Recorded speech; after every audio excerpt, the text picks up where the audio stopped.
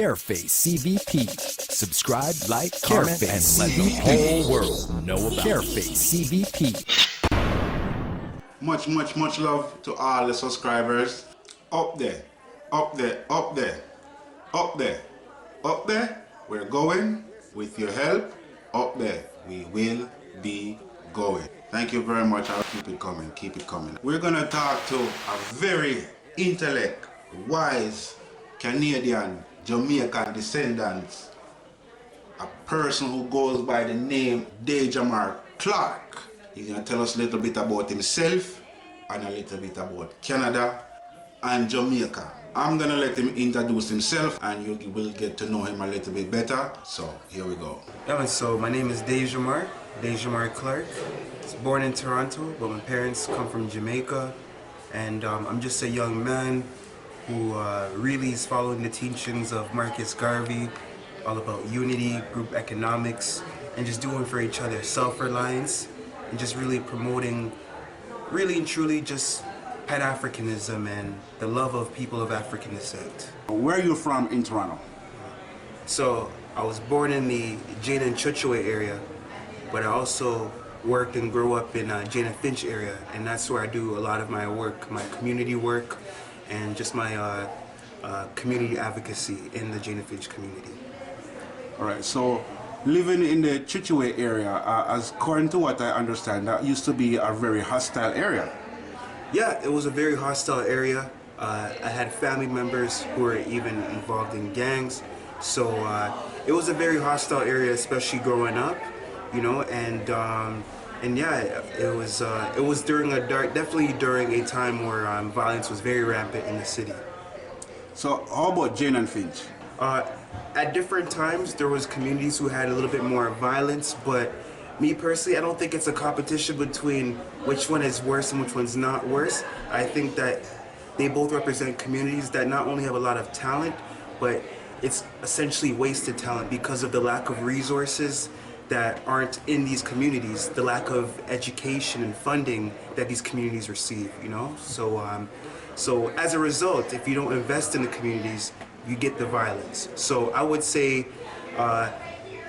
they're pretty much the same as far as youth who need guidance and who need to be invested in. Well spoken. So, as you said in the beginning of the video, you are a Jamaican descendant.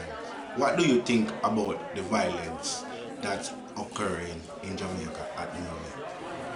Yeah, it's really unfortunate. It's really unfortunate what's happening on the island, because I feel like with Jamaica is an island with so much potential, so much talent, from the artistry, you know, to the intellectuals. When you look at what Jamaica represents and some of the great people that have come from the island, you know, we have Marcus Garvey, we have Bob Marley, we have Nanny of the Maroons, and we have Paul Bogle, you know, you have even wealthy people who came out of there like Michael Lee Chin, you know, so you have Bolt. Yeah man, Bolt, Usain Bolt. We have great athletes, you know, and it's only an island with about maybe almost 3 million people, but they influence the world, you know. So when I see that, I just feel like a lot of it is corruption, political corruption. I feel like it's lack of investment, and really and truly, Jamaica needs more opportunity for the people there, because there's not that much opportunity there. When I was in Jamaica the other day, earlier this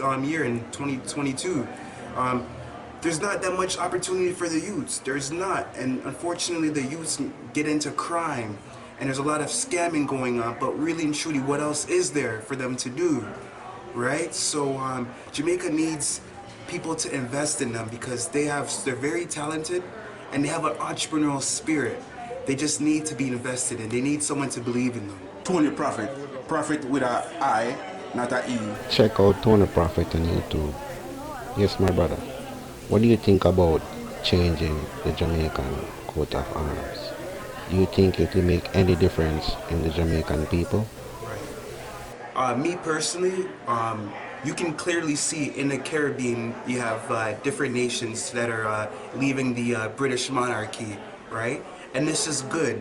The coat of arms scenario, I think that would be good, but I do feel like it's very surface level. I feel like it's very surface level, and I feel like it's more so symbolic, right? Because I feel like if you take away the the coat of arms, if you take away, I would say, the British monarchy, it still doesn't solve the issue. It doesn't solve the greater issue, you know? When Marcus Garvey said, emancipate yourselves from mental slavery, all right? He meant that at the end of the day, physical change is bad, but mental change is even worse.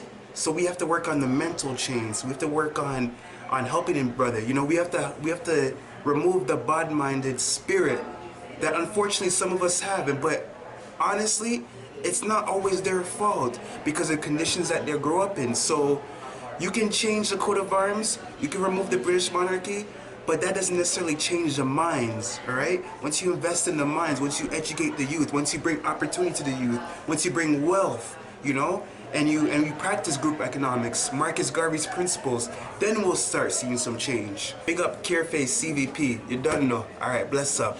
All right. Brought to you by Careface CVP. Subscribe, like, comment, and let the whole world know about us. Careface CVP.